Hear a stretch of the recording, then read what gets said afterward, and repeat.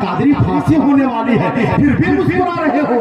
کہ ممتاز قادری نے مسکرا کر جواب دیا تھا نبی کی محبت میں پھانسی ہونے والی ہے،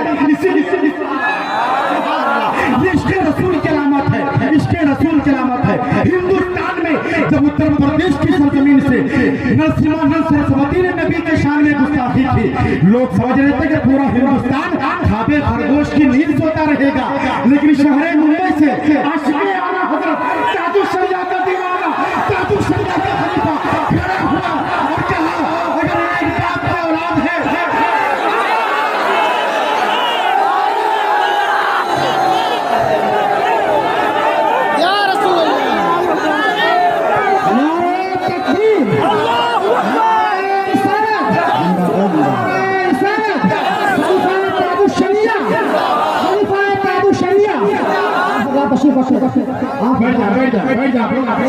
جلدی سے بیٹھ جائیں اور جو تحفظ ناموس رسالت کے لیے اپنی جان دینا چاہتا تھا محبت سے بولے یا رسول اللہ۔ آپ کی آواز ہو تو بلند ہو، اتنی آواز بلند ہو کہ مدینے شریف تک جائے۔ لبیک یا رسول اللہ، لبیک یا رسول اللہ، لبیک یا رسول اللہ۔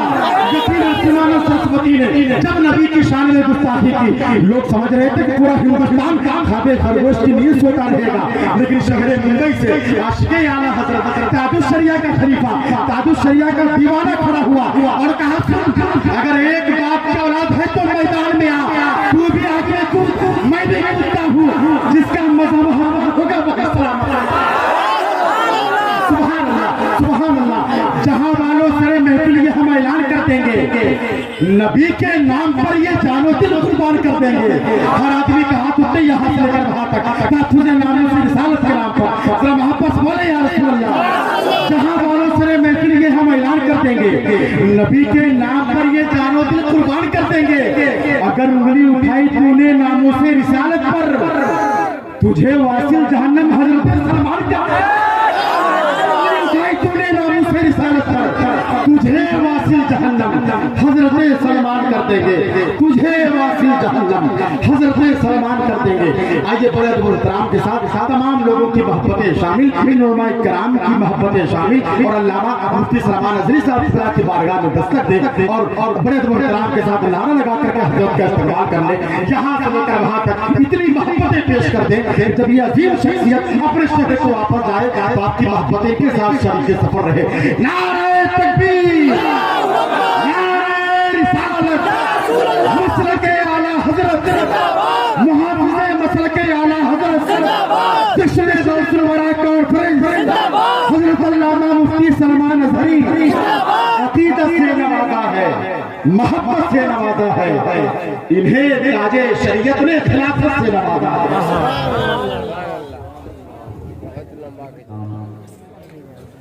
حاضرین اہل سنت و جماعت، السلام علیکم ورحمۃ اللہ وبرکاتہ۔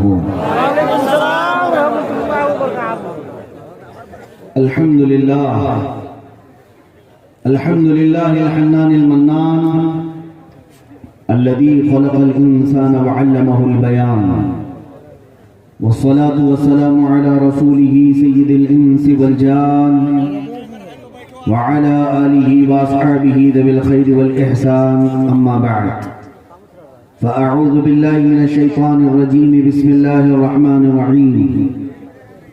أم حسبتم أن تدخلوا الجنة ولما يأتكم مثل الذين خلوا من قبلكم مستهم البأساء والضراء وزلزلوا حتى يقول الرسول والذين آمنوا معه متى نصر الله ألا إن نصر الله قریب، صدق اللہ مولانا العظیم۔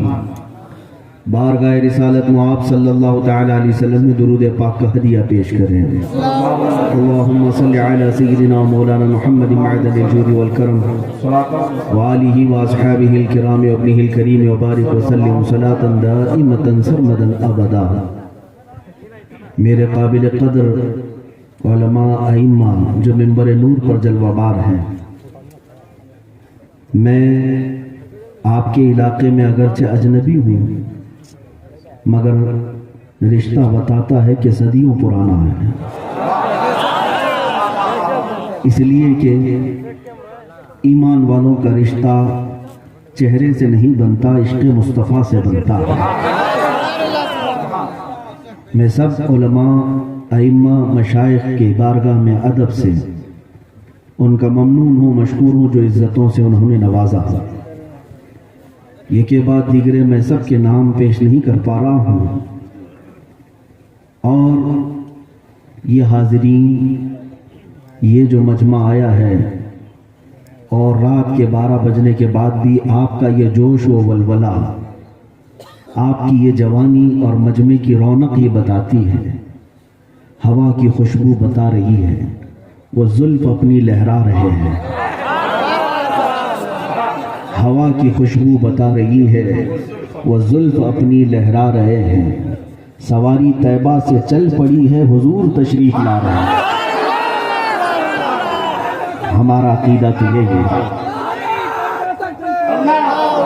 ہمارا عقیدہ یہی ہے، سواری طیبہ سے چل پڑی ہے، حضور تشریف لا رہے ہیں، وہ آئیں گے آتے ہوں گے ابھی آئیں گے، وہ آئیں گے آتے ہوں گے ابھی آئیں گے، یہی سوچ کے ہم نے محفل کو سجا رکھا ہے، یہی سوچ کے ہم نے محفل کو سجا رکھا ہے۔ عزیزان گرامی وقار، یہ مجمع نہ زمزم صاحب کا ہے، نہ میرا ہے، نہ ناظم کا ہے، یہ مجمع صرف نام رسول پر جمع ہوتا ہے، اور لوگ ہمیشہ اس بات کو یاد رکھ لیں، ہمارے جیسی زندگیاں آتی رہیں گی جاتی رہیں گی، مگر یہ کائنات کا پورا سبزہ اللہ نے صرف نام مصطفیٰ سے روشن رکھا ہے، اور یہ تمہارے چہروں کی رونق مصطفیٰ کے نام کی برکت سے ہے۔ لوگوں کا اس طرح جمع ہونا اور اپنی جانوں کا نذرانہ پیش کرنا کائنات میں کسی اور کے لیے ہو ہی نہیں سکتا ہے۔ کوئی نیتا 5 سال کے لیے جمع تو کر سکتا ہے، لیکن دلوں پر راج صرف میرا مصطفیٰ کرتا ہے، روحوں پر اور دلوں پر راج صرف میرے نبی پاک کا ہوتا ہے۔ لاؤ دنیا کے ان بھگوڑوں اور آتنکیوں کو، ان آتنکیوں اور بھگواداریوں کو میں کہتا ہوں، کسی گوفے میں بیٹھ کر بھونک لینا بہت ہوتا ہے، کسی مندر میں بیٹھ کر کے بھونکنا بہت آسان ہوتا ہے، 4 لوگ بیٹھ کر ویڈیو بنا کر نشر کرنا آسان بہت ہوتا ہے، اگر حقیقت میں دیوانگی دیکھنا ہے تو وہ مصطفیٰ کے عاشقوں میں دیکھو۔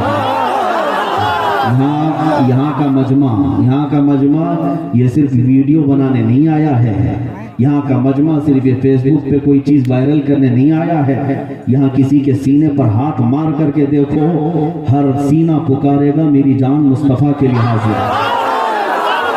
الحمدللہ، کیونکہ ہماری ماؤں نے دودھ پلاتے پلاتے نبی پاک کا نام بھی پلایا ہے، ہمارے باپ نے ہماری انگلی تھامی ہے تو ساتھ میں مصطفیٰ کا نام بھی پکڑایا ہے۔ ہاں، کوئی منافق ہوگا جو حضور کے نام پر باہر نہیں آنا چاہتا، ورنہ جس کی ماں سچی ہے اور جس کا باپ اچھا ہے، جس کی ماں سچی ہے اور جس کا باپ اچھا ہے، اس کی زبان پاک سے مصطفیٰ کی غداری کبھی نہیں نکل سکتی۔ ہاں، وہ منافق ہو سکتا ہے جس کی نسل میں خطا ہو، جس کی اصل میں غلطی ہو، لیکن عزیزان گرامی وقار، ہم نبی پاک صلی اللہ تعالی علیہ وسلم کے لیے کیا کچھ کر سکتے ہیں یہ زمانہ اچھی طرح سے جانتا ہے، اچھی طرح سے جانتا ہے۔ ایسے ہی نہیں کہا گیا دیوان گانے عشق مصطفیٰ کو دیکھ کر گھبرا گئی ہے گردش دوراں کبھی کبھی۔ ہاں، یعنی حضور کے دیوانوں کو دیکھ کر عام لوگ تو عام طوفانوں نے اپنا رخ موڑ لیا ہے، سمندروں کی موجوں نے راستہ دے دیا ہے، جنگل کے درندے فرما بردار ہو چکے ہیں۔ تاریخ کی سچائیاں میں بتا رہا ہوں، جس راہ سے گزرا ہے مصطفیٰ کا غلام، ہر راہ کو اپنا غلام بناتا گیا ہے، ہر میدان میں اپنا پرچم لہراتا گیا ہے۔ اسی غلامی کے شان کو تو اقبال نے کہا تھا، ہم ان بزرگوں کے وارثین میں سے ہیں۔ آپ کس میں سے ہیں وہ بھی یاد رکھ لینا، میں تو فخر سے یہ بات کہتا ہوں، ہم ان اسلاف کے وارثین میں سے ہیں جن کا نعرہ تھا ٹل نہ سکتے تھے جنگ میں اگر اڑ جاتے تھے، ٹل نہ سکتے تھے جنگ میں اگر اڑ جاتے تھے، پاؤں شیروں کے بھی میدان سے اکھڑ جاتے تھے۔ تجھ سے سرکش ہوا کوئی تو بگڑ جاتے تھے۔ میں حضور کو حاضر و ناظر کہہ کر کے عرض کر رہا ہوں، یا رسول اللہ تجھ سے سرکش ہوا کوئی تو بگڑ جاتے تھے۔ ارے تیز کیا چیز ہے، ہم توپ سے بھی لڑ جاتے تھے۔ یہ ہمارے اسلاف کا طریقہ رہا ہے۔ ہم طوفانوں کے رخ کو کبھی نہیں دیکھتے تھے، ہمارے سامنے کون سا درندہ منہ پھاڑے آ رہا ہے یہ کبھی نہیں دیکھتے تھے، اس لیے کہ مصطفیٰ کریم صلی اللہ علیہ وسلم کے دیوانوں میں صرف اور صرف یہ ایک جذبہ ہوتا ہے، میرے آگے رب ذوالجلال کی عنایت ہے، میرے پیچھے مصطفیٰ کی حمایت ہے۔ بس غلام کو اس سے بہتر بڑھ کر اور چاہیے کیا؟ رسول پاک صلی اللہ تعالیٰ علیہ وسلم کے غلاموں کو آج پھر دنیا ان کا ایمان ناپنے کے لیے ان کا بخار چیک کرنے کی کوشش کر رہی ہے۔ یہ پاکھنڈی جو گستاخیاں کرتے ہیں یوں ہی نہیں کرتے، یہ زرخرید ہوتے ہیں، یہ پورے پیسوں پر بکے ہوئے یا تنخواہ دار ہوتے ہیں، اور ان کو بٹھا کر کے باضابطہ حضور کی شان میں گالیاں دلوائی جاتی ہیں۔ کیوں میرے عزیزوں؟ صرف اور صرف ایمان والوں کا ایمان چیک کرنے کے لیے کہ اب مسلمان کتنے زندہ ہیں۔ میں جانتا ہوں پوری دنیا اس تاریخ کو اچھی طرح سے جانتی ہے کہ مسلمانوں کی اولاد کو کاٹ دیا گیا، ان کی عورتوں کو بیوہ کر دیا گیا، ان کے گھروں کو اجاڑ دیا گیا، ان کی مسجدیں تباہ کر دی گئی، ان کی خانقاہیں اجاڑ دی گئیں، ان کی جائیدادیں کر لی گئیں، ان کی عزتیں ختم کر دی گئیں، لیکن خاموش رہتے رہے۔ ان تمام معاملات پر یہ مسلمان سمجھوتا کر لیتا ہے، اس کو بھوکا رکھا جائے، اسے پیاسا رکھا جائے، اسے ٹکڑوں میں تبدیل کر دیا جائے، یہ برداشت کر لیتا ہے۔ لیکن دنیا جانتی ہے ایک ہی چیز ہے جس پر مسلمان برداشت نہیں کرتا، وہ نام مصطفیٰ، وہ ناموس رسالت ہے، وہ محمد عربی صلی اللہ علیہ وسلم کی ذات پاک ہے۔ اس بات پر مسلمان کبھی سمجھوتا نہیں کرتا، اس بات پر کبھی مسلمان کمپرومائز نہیں کرتا۔ اور یہی میں دوسروں کی بات تو نہیں جانتا، لیکن ہم تو بریلی والے ہیں، ہمارے آقاؤں نے ہمیں یہ سکھایا ہے، نبی سے ہو جو بیگانہ اسے دل سے جدا کرتے ہیں، پدر دادر برادر جان و مال ان سے ان پر فدا کرتے ہیں۔ مائک پہ صحیح کرنا، بار بار اس کی سیٹنگ چینج نہ کریں۔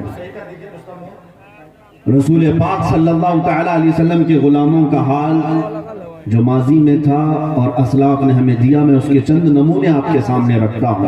عزیزان گرامی، یہ ناموس رسالت کیا چیز ہے؟ ناموس رسالت کا مطلب ہے حضور کی عزت، میرے آقا صلی اللہ علیہ وسلم کی عزت۔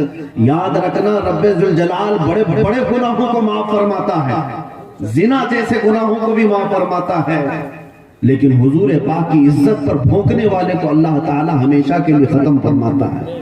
ختم اللہ علی قلوبہم، ان کے دلوں پر مہر لگاتا ہے، ان کی آنکھوں پر، ان کی بصارت پر، ان کی سماعت، ان کی کانوں پر اللہ مہر لگا دیتا ہے، وہ واپس پلٹ نہیں آتے۔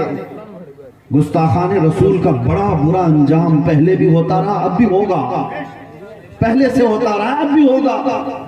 یہ دنیا کا سب سے بھیانک گناہ ہے۔ آپ کو پتہ ہے اسلام میں اسلامی حکومت ہو تو بہت سارے گناہوں پر سزا تو دی گئی ہے، توبہ کر لینے کے بعد بہت سارے لوگوں کو معاف کرنے کا بھی حق دیا گیا ہے۔ کوئی توبہ کر لے، سچی توبہ کر لے تو اسے آپ کو درگزر کر دیں، چھوڑ دیں اسے۔ لیکن شاتم رسول، گستاخ رسول توبہ کرنے کے بعد بھی واجب القتل ہے۔ اس کی وجہ کیا ہے؟ یہ ایسا کینسر ہے کہ اس کا دنیا سے جانا ضروری ہے، یہ ایسا کینسر ہے اس کا دنیا سے جانا از حد ضروری ہے۔ اسلام نے یہ سزا یوں ہی نہیں رکھی۔ آپ کو میں بتاؤں، سلطان صلاح الدین ایوبی کا نام سنا ہوگا، وہ عظیم جرنیل ہے اسلام کا، عظیم سپہ سالار ہے اسلام کا، جس نے کئی جنگیں لڑی اور عیسائیوں کے ساتھ لڑتا رہا، 12,000 کا لشکر لے کر 4 لاکھ لوگوں سے لڑتا تھا، لیکن فتح کامرانی اس کے قدم چومتی تھی۔ صلاح الدین ایوبی کی ایک عادت خاص تھی، عربوں کو تو چھوڑو، انگریزوں نے لکھا ہے تاریخ، ریچرڈ نام کا ایک مورخ ہے انگریز، اس نے کتاب میں لکھا ہے کہ پوری تاریخ میں صلاح الدین جیسا سپہ سالار میں نے دیکھا ہی نہیں۔ یہ انگریز کیوں لکھتا ہے؟ سنو توجہ سے، اس لیے کہ وہ صلاح الدین ایوبی کی تاریخ میں کہتا ہے اتنا بڑا یہ سپہ سالار تھا کہ اگر اس کے ہاتھ میں 100 قیدی آ جائیں جنگی، 100 قیدی آ جائیں عیسائیوں کے، تو 100 کے 100 کو بھی آزاد کرتا تھا، نہیں قتل کرتا تھا، مارتا نہیں تھا، انہیں فدیہ لے کر یا معاف کر کے چھوڑ دیا کرتا۔ سب سے زیادہ معاف کرنے والا سپہ سالار صلاح الدین تھا۔ لیکن آپ کو میں بتاؤں، آج جو لوگ معاف کرنے کی بات ہمیں بتاتے ہیں، درگزر کرنے کے معاملات ہمیں سکھاتے ہیں، حکمت اور مصلحت کے ساتھ چلنے کے سبق ہمیں پڑھائے جاتے ہیں، صلاح الدین جو سب سے زیادہ معاف کرتا تھا۔ ایک وقت ایسا بھی آیا، ملک شام سے ایک قافلہ مسلمانوں کا گزر رہا تھا، عیسائیوں کا ایک سپہ سالار برنس نام ہے، اس نے ان مسلمانوں کے قافلے کو پکڑ لیا، ان کا مال لوٹا اور انہیں مارا۔ ان میں عورتیں تھیں، بچے تھے، لیکن اس کا کام یہ تھا، برنس کا جب بھی مسلمان کو مارتا تھا یوں تانا دیتا تھا، بلاؤ اپنے محمد کو، کہاں ہے وہ محمد جس کا تم بڑا ذکر کرتے ہو؟ تو مسلمانوں کو اس سے زیادہ چھلنی کرنے والا جملہ نہیں ہوتا۔ ماں باپ کی گالی دی جائے تو الگ مسئلہ ہے، لیکن نبی پاک کا نام لیا جائے مسلمان کا دل زخمی ہوتا ہے۔ وہ برنس بار بار زخمی کرتا تھا، مسلمانوں کو مارا بھی، لوٹا بھی، پیٹا بھی، لیکن یہ لٹا ہوا قافلہ جب واپس آیا، صلاح الدین اس وقت حلب کی زمین پر، ملک شام میں حلب میں تھے، آ کر کے لوگوں نے داستان سنائی۔ یہ وہ وقت تھا جب صلاح الدین سخت بیمار تھے، بہت بیمار تھے، بستر سے اٹھ نہیں سکتے تھے، بستر پر لمبے سوئے ہوئے تھے۔ جب آ کر کے لوگوں نے یہ بتایا کہ وہ مارتا تھا اور بار بار یہ کہتا تھا کہ بلاؤ محمد کو، جلال آیا بستر پر ہی، بیماری کے عالم میں۔ صلاح الدین نے کہا جاؤ تم لوگ اپنے اپنے گھروں پر، جانتے ہیں میں نے تاریخ میں ایسا کوئی سپہ سالار اور جنگجو نہیں دیکھا جو مریض اور بستر مرض سے اللہ کی بارگاہ میں منت مانگتا ہے۔ اے مولا، صلاح الدین کو تو نے بہت کچھ عطا کیا، آخری بار تیرے دربار میں ایک منت ہے میری، مجھے اتنی زندگی دے دے کہ میں برنس کا سر قلم کروں، اتنی زندگی دے دے کہ میں اس گستاخ رسول کو اس کے انجام تک پہنچا سکوں۔ اور روتا رہا، بیماری تو ہے کہ پکڑی رہی جسم کو، بیماری جاتی نہیں تھی۔ 1 سال گزر گیا، 2 سال گزر گئے، 2.5 سال کے بعد بستر سے صحیح سلامت اٹھ کھڑے ہو گئے۔ صلاح الدین جب واپس اپنے سپاہیوں میں آئے، سب سے پہلا معرکہ آپ نے اسی برنس کے خلاف کیا، اور چند ہی دنوں میں اس برنس کو پکڑ لائے، گرفتار ہو کر کے پورے قیدی آئے۔ صلاح الدین ایوبی جیسے ان کی عادت تھی، ایک ایک سپاہی کو آزاد کرتے تھے، جا تو بھی آزاد ہے، تو بھی آزاد ہے۔ جب اس جرنیل سپاہی برنس کا نمبر آیا تو وہ سر جھکا کر کھڑا تھا اور کہنے لگا صلاح الدین تو آزاد کرتا ہے، کیا میری آزادی آج نہیں ہے؟ صلاح الدین ایوبی نے تلوار لہرائی اور فرمایا اگر صلاح الدین تجھے آزاد کر دے گا تو صلاح الدین پر اللہ کا ہمیشہ کے لیے عذاب آ جائے گا، اللہ کا عذاب آ جائے گا۔ آنکھیں سرخ تھیں، چہرہ لال تھا۔ صلاح الدین ایوبی نے تلوار لہراتے ہوئے جو جملہ کہا تھا، تاریخ دانوں نے آج بھی وہ لکھا ہے۔ صلاح الدین نے کہا اس کی گردن پر تلوار رکھ کر، اے بولنے سے 2.5 سال پہلے تو نے پکارا تھا مسلمانوں کو کہ بلاؤ اس محمد کو، کہاں ہے؟ دیکھ اس محمد نے مجھے بھیجا ہے تیرا سر قلم کرنے کے لیے۔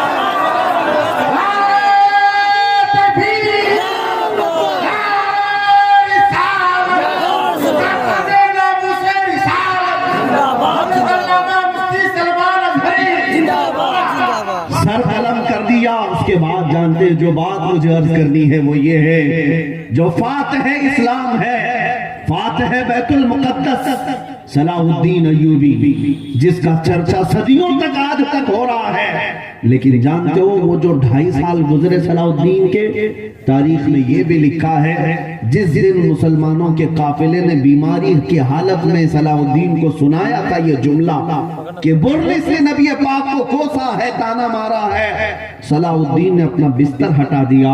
2.5 سال تک صلاح الدین بستر پر نہیں سویا، زمین پر اپنے پیر بھی کبھی لمبے نہیں کیے، پیر سکیڑے ہوئے پوری رات بھر بیٹھے رہتے۔ لوگ کہتے کہ آپ بیمار ہیں، پیر لمبے کر لیں، آرام کر لیں۔ صلاح الدین یہ کہا کرتے تھے اے لوگوں تم صلاح الدین کو آرام کرنے کے مشورے دیتے ہو جبکہ میرے مصطفیٰ کریم کی عزت پر حملہ ہو چکا ہے. قیامت کے دن اگر مجھ سے سوال ہو گیا کہ نبی کی شان میں گالیاں دی جاتی تھی اور تو بستر پر سو رہا ہوتا میں کیا جواب دیتا؟ یہی تحفظ ناموس رسالت ہے. اے مسلمانوں صلاح الدین کو پڑھو اور اپنے بچوں کو پڑھاؤ تب تمہیں پتا چلے گا عظمت رسالت کیا ہے, مصطفیٰ کریم کا مقام کیا ہے. اے مسلمانوں اے نوجوانوں آج دنیا نے ہو سکتا ہے فیشن کے ذریعے سے ایجوکیشن ڈپلیکیٹ کے ذریعے سے تمہیں مصطفیٰ کریم سے دور کر رکھا ہے, بیگانہ کر دیا ہے, لیکن اب بھی مجھے پتا ہے کہ میرے مصطفیٰ کریم کی محبت کی چنگاریاں ابھی بھی تمہارے سینوں میں روشن ہیں. اگر روشن نہ ہوتی تو رات کی اس تاریکی میں اس مجمع کو میں کبھی نہیں دیکھ رہا ہوتا. نبی کے نام پر آنے والا مجمع, اس سے میں صرف امید نہیں یقین رکھتا ہوں کہ ان کے سینے ابھی بجھے نہیں ہیں, چراغ ابھی گل نہیں ہوئے ہیں. مصطفیٰ کریم صلی اللہ علیہ وسلم کی محبت کی چراغ اب بھی روشن ہے, بس اس چنگاری کو شعلہ بنانے کی ضرورت ہے. جس دن تمہارے سینوں میں موجود یہ عشق مصطفیٰ کی شمع روشن ہو گئی اور شعلہ بن گئی تو پھر ظالموں کی خیر نہیں, ظالموں کی خیر نہیں. انہیں بتا دینا, بتلا دو گستاخ نبی کو غیرت سنی زندہ ہے, بتلا دو گستاخ نبی کو غیرت سنی زندہ ہے. ان کے نام پہ مر مٹنے کا جذبہ کل بھی تھا اور آج بھی ہے, ان کے نام پہ مر مٹنے کا جذبہ کل بھی تھا اور آج بھی ہے. لب پر نعت پاک کا نغمہ کل بھی تھا اور آج بھی ہے. میرے نبی سے میرا رشتہ کل بھی تھا اور آج بھی ہے. اپنا سب کچھ گنبد خضرا کل بھی تھا اور بس اسی پر جمع ہے.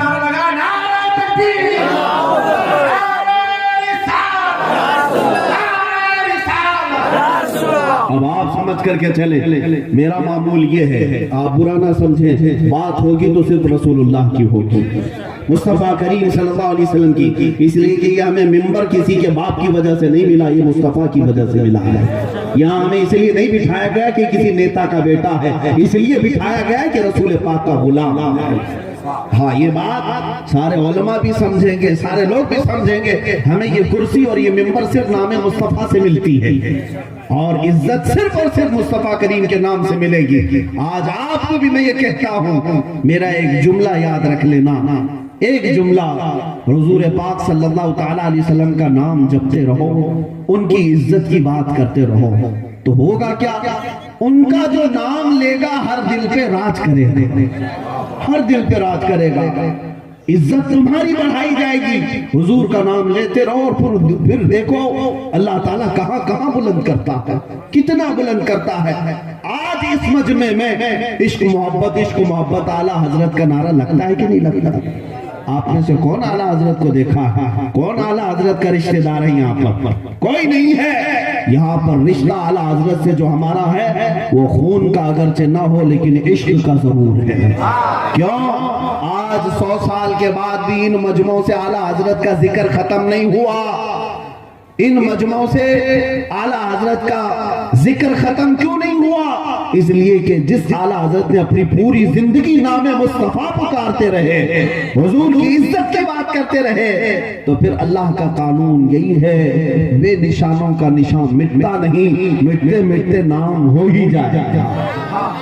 اعلیٰ حضرت کا نام اب ہمیشہ رہے گا. امام شرف الدین بوسیری کا نام کبھی نہیں بھلایا جائے گا. ملا عبد الرحمن جامی کا نام کبھی نہیں بھلایا جائے گا. حسان بن ثابت مجموع سے کبھی ختم نہیں ہو سکیں گے. غریب نواز غوث اعظم کبھی ختم نہیں ہوں گے, اس لیے کہ انہوں نے اپنی زندگیاں پوری مصطفیٰ کی خدمت میں گزاری ہیں, ناموں سے رسالت کی حفاظت میں گزاری ہیں. اور کبھی یہ مجمع چاہے 100 سال کے بعد بھی یہاں آئے تب بھی یہی اعلیٰ حضرت کا نعرہ تر و تازہ ہی لگتا رہے. آپ کو ایک بات میں بتا دوں, حضور کے نام کی بات کرتے رہے, دنیا مٹانا چاہے کوشش کر لے لیکن کبھی ہو نہیں سکتا. آج آپ جو سمجھ رہے ہیں, مجھ فقیر کو دیکھ لو, میرے پیچھے بڑی بڑی چیزیں پڑی ہوئی. میں یہ ڈرانے کے لیے نہیں کہتا, میں اعزاز کے طور پر کہتا ہوں.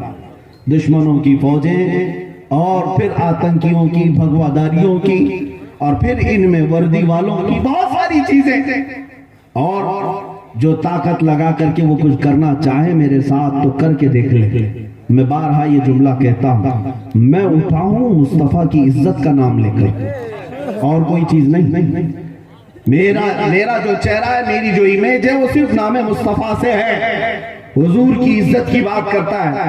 اب اگر کوئی میری گردن مار بھی دے تو میں فخر سے کہتا ہوں تم مار تو سکتے ہو، مردہ کبھی نہیں کر سکتے، مردہ کبھی نہیں کر سکتے۔ مرنا اور ہے، مردہ ہونا اور ہے۔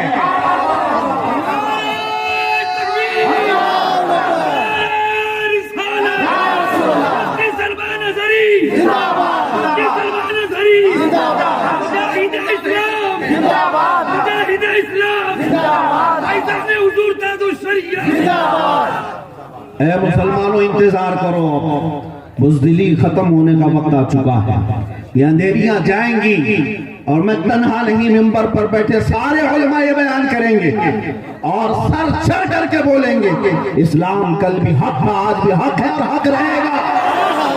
میرے مصطفیٰ کریم صلی اللہ علیہ وسلم کی زندگی پاک کو بتانے میں نہ ہمیں کل ڈر لگتا تھا نہ آج ڈر لگتا ہے۔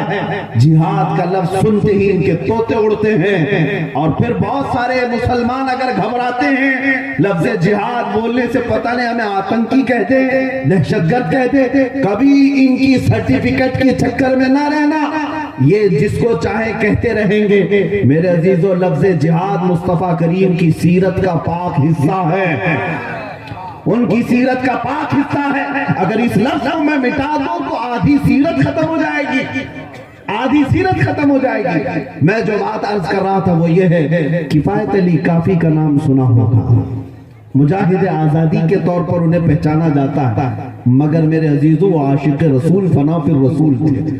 اعلیٰ حضرت جو ہے صرف آزادی سے لڑنے والوں کی تعریف نہیں کرتے تھے، کفایت علی کافی کی شان میں اعلیٰ حضرت نے کہا ہے، کفایت علی کافی رحمت اللہ علیہ ایک عاشق رسول فنا فی الرسول، مراد آباد شہر کے، انگریزوں کا دور ہے، اور ان کا حال یہ تھا کہ جب بولتے تھے تو ہزاروں کا مجمع ان کی طرف۔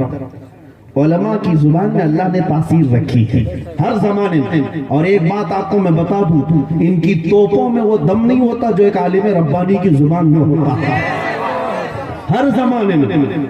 اور تخت پر بیٹھنے والوں کو اگر کسی سے خوف ہوتا ہے تو صرف حق بولنے والے علماء سے، باقی کسی سے نہیں۔ ہر زمانے میں کفایت علی کافی سے پورا انگریز خوف زدہ تھا، ڈرتا بھی تھا اور دشمنی بھی۔ کیوں؟ کفایت علی کافی کا ایک ہی جذبہ تھا، عشق مصطفیٰ سینوں میں پیوست کر پلا دینا۔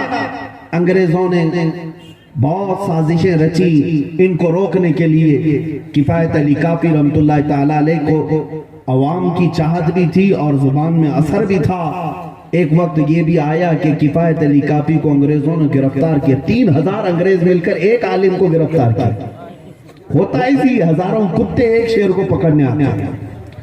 گرفتار کیا اور لے جا کر کے قصر عمارت میں قید کیا، 7 دن تک کفایت علی کافی کو رکھا۔ میں کیوں بتا رہا ہوں، سنو، توجہ چاہتا ہوں۔ علامہ کفایت علی کافی اپنے بچوں کو سناؤ میرے عزیزوں، یہ نسلوں میں منتقل کرو، نسلوں میں منتقل کرو۔ کون ہے ہمارے اسلاف، ہمارے اکابر؟